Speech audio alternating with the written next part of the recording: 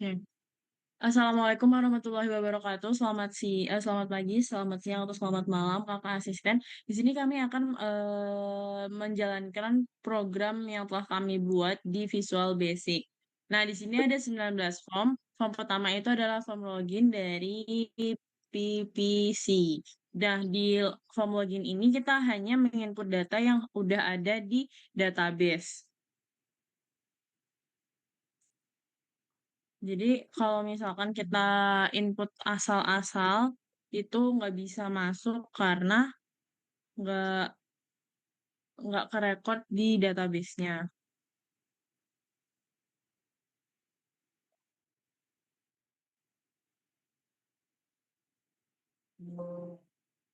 Oke, udah masuk, lanjut ke data forecasting. Nah, di data forecasting ini eh, bisa hanya masuk itu untuk PPC saja.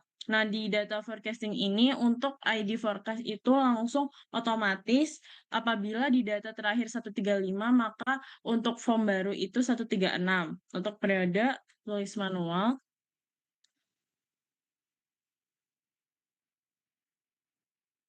Untuk produk jadi di sini kami mengambil data dari kode produk jadi yang ada di database kode produk jadi.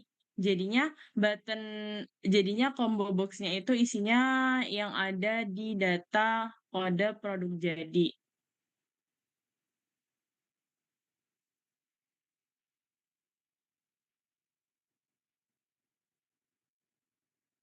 Nah, di sini langsung terhitung bahwa hasil forecast-nya segini dan akurasi forecast-nya minus segini. Langsung di-input dan berhasil ditambahkan. Bisa dilihat ada data tambahan. Nah, untuk menghapus data, jadi kita hanya mengklik data grid view yang kita ingin hapus. Misalkan di data yang tadi kita input di sini atau di sini deh kita mau hapus, jadi di delete. Jadi ya data forecasting 135 berhasil di-input. Lanjut ke form selanjutnya di data perencanaan produksi.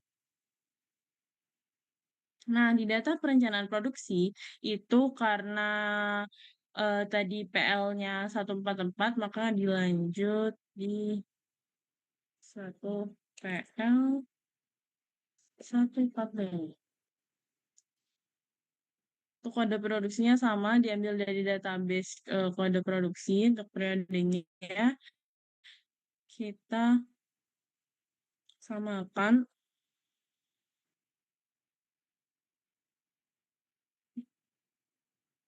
ambil data perencanaan permisalan untuk jumlah produksinya segini dan forecast permintaan. Oke, langsung di-input. Jadi data 145 berhasil ditambahkan. Lanjut ke procurement. Nah, di procurement ini data loginya berbeda karena apabila ditaruh dalam satu form itu takutnya nanti bisa masuk ke form yang lain yang seharusnya aktor-aktor itu nggak bisa masuk.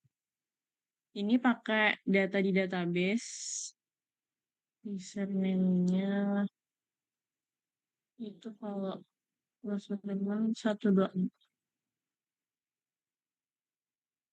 Terus pastinya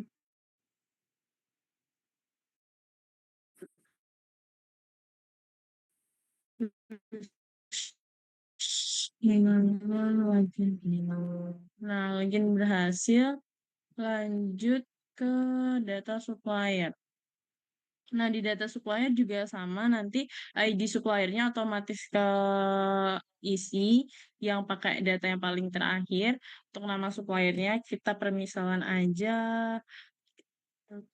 Kalau putih, alamatnya Jakarta, nomor teleponnya kita lebih nih. Nah, apabila nomor telepon itu lebih dari 12 digit, maka ada peringatan message box seperti ini. Jadi eh, harus harus dihapus dulu dan kita input secara oke. Kategorinya ini kita input secara manual yang ada di listingan, status kontraknya juga yang ada di listingan, kita input dan data berhasil ditambahkan. Oke, lanjut ke ini, kita masuk ke selanjutnya. Bentar. Terus, nah, oh ya, ini bisa dilihat ini bagian. Oke, kita masuk ke data purchase order. Nah, di data purchase order ini juga otomatis terisi di kode pesanannya pakai angka terakhir yang ada di data grid view. Nah, angka terakhir kan PO 005. Jadi di sini terisi 006. Nama barangnya kita permisalkan apa ya? Bawang putih. Oke, bawang putih jumlah pesanannya permisalan 900 dengan harga barang 9 kilo. Dengan harga barangnya itu 15.000. Oke, total harganya udah langsung ke input, transfernya bank, status PO-nya diproses. Kode bahan bakunya kita, karena kode bahan baku itu awalnya BB, jadi 009.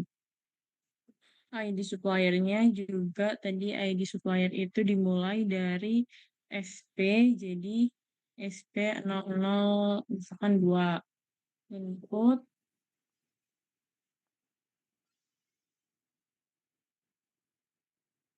Oke,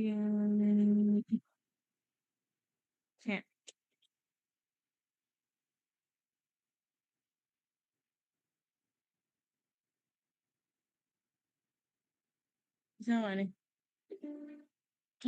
We cannot add error because a relate record requirement table data supplier. Ya, kok bisa? Wait, wait. Coba dimatiin, diin. Jadi di sini login untuk procurement. Nah, procurement ini hanya bisa mengakses beberapa form aja. Kita masuk melalui data yang ada di database. Database ini nggak bisa dibuka karena kalau dibuka nanti loginnya nggak bisa masuk gitu. Jadinya untuk akses itu nggak bisa dibuka dulu kalau pas waktu mau login ntar dibuka setelah itu. Terus memang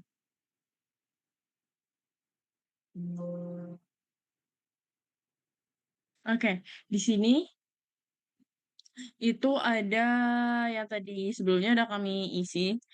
Kita permisalkan kode pesanan itu PO006. Nah, di sini kita mesannya misalkan Kapulaga dengan jumlah pesan 18, harganya 15.000. Langsung otomatis di sini langsung ada total harganya dan kode bahan bakunya. Nah, kode bahan baku ini nggak bisa ngawur karena harus sesuai sama database. Apabila kita milih ID supplier, kan di sini ID supplier itu kan SP006. Kita milihnya SP007, dia nggak bisa input karena apa? Karena ID supplier SP007 itu belum ada di database. Jadi kayak nggak bisa akses gitu. Jadi harus disesuaikan sama ID supplier sama kode bahan baku tuh harus disesuaikan sama yang ada di database. Oke, input. Nah, data bisa berhasil ditambahkan. Datanya ini dia. Oke. Nah, lanjut ke data perencanaan produksi. Nah, ini bisa diakses oleh procurement aja. Namanya data perencanaan produksi. Jadi prosumen itu nggak bisa ngedit data perencanaan produksi. Dia hanya bisa mencari, misalkan, cari PL, disesuaikan PL141. Di search langsung ketemu. Nah, ini bisa juga diilangin gitu datanya kayak di unvisible gitu sama bisa di show kayak ditampilin seperti itu. Lanjut ke IC. Oke, lanjut ke IC sebentar. Tolong dong di post. Kayaknya belum di listing deh. Oke, lanjut ke divisi IC, di login IC. Nah, di login IC ini hanya IC aja yang bisa mengakses sesuai dengan yang ada di database. Di database itu IC 125. Oke, langsung ke IC. Misal, bisa bisa dilihat. Nah, jadi langsung ke isi. Login. Nah, di sini IC itu bisa mengakses data bahan baku, data produksi jadi sama cek data purchase order. Nah, di sini juga ada kode bahan baku tuh langsung otomatis ke isi sesuai dengan urutan yang paling akhir. Nama bahan baku kita aja misalkan kapulaga. Dengan satuan kilo itu misalkan kita ngambil 5 kilo. Lokasi simpan itu nanti menentukan biaya simpan sama biaya pemesanan karena biaya simpan itu kan sesuai sama gudangnya dan biaya pemesanan itu biasanya dilihat dari beberapa literatur yang ada di web itu biaya pemesanan itu kayak ada yang tetap ada yang tergantung sama eh, seberapa apa ya seberapa susah barang itu didapatkan. Nah, jumlah permintaan itu kita permisalkan 900 dengan harga satuan per kilonya itu 4.000 permisalkan. Jadi dihitung dapat IOQ-nya itu 72 dengan lead time itu 5 hari. Langsung diinput, data berhasil disimpan, langsung ada di data grid view. Lanjut ke data produk jadi. Nah, di data produk jadi ini sama untuk ID-nya itu bisa otomatis ke isi. Nah, ini itu misalkan nama produknya apa ya? Nougat 250 gram. Jenis produknya frozen food dengan harga satuan 17.000. Oke, expirednya kita permisalkan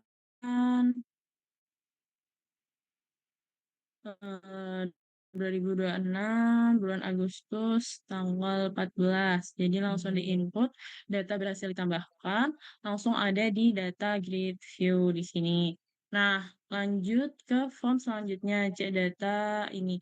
Tadi sama kayak yang ada di procurement, IC hanya bisa mengecek, tidak bisa eh, men- eh, mengedit data ini hanya bisa mencari data saja. Lanjut ke login EDC.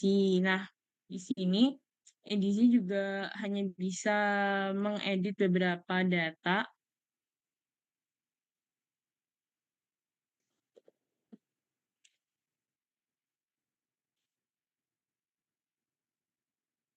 Setelah nomor 4 dibuka.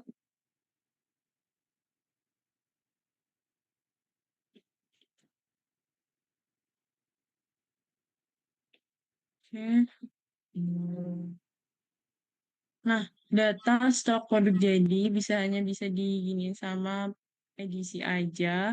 Lanjut, untuk kode stok produk jadi juga otomatis terisi. Nah, kode produk jadi ini kan tadi sebelumnya itu cuma sampai gyoza frozen. Nah, kalau misalkan di kode produk jadi itu ada nambahin barang, kayak misalnya nugget atau Ajinomoto ada segala macam, itu langsung terlisting atau masuk ke dalam combo box terpilih gitu. Misalnya ini nugget kita pilih nugget yang tadi kita input jumlah stoknya misalkan 23 dengan forecast permintaan 13 jadi safety stoknya 11. Oke, expirednya tadi udah ditentuin, langsung belum. Oke, sudah keluar. Kita cek data produk jadi, ini hanya bisa mengecek aja datanya.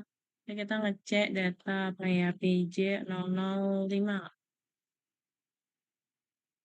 Oke, sudah seperti itu saja. Kurang lebih seperti itu. Selanjutnya kita akan melihat pembaharuan data yang ada di database.